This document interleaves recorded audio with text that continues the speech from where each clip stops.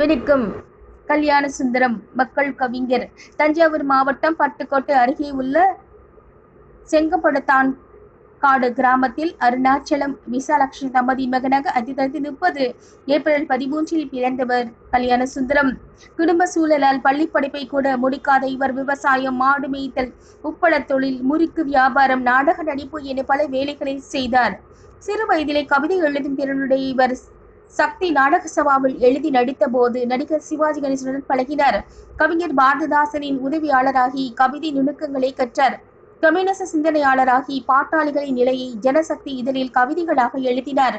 படித்த பெண் திரைப்படத்தின் வாயிலாக பாடலாசிரியரானார். காதல், புராண பாடல்கள் போலோற்றிய அந்த காலத்தில் உழைப்பின் மேன்மை, சமூக சீர்திருத்தம் மற்றும் மக்களின் போராட்டங்களை பாமரர்கள் புரியும் வகையில் எளிய பாடல்களாக எழுதினார். இவரின் தூங்காதே தம்பி தூங்காதே, செய்யும் தொழிலை தெய்வம், சின்ன பயலை உள்ளிட்ட பல பாடல்கள் மக்கள் மத்தியில் பாராட்டு பெற்றன. தனது 29வது வயதில் 1959 அக்டோபர் 8 மறைந்தார் கல்யாண சுந்தரம் என்னும் மக்கள் கவிஞர். நன்றி.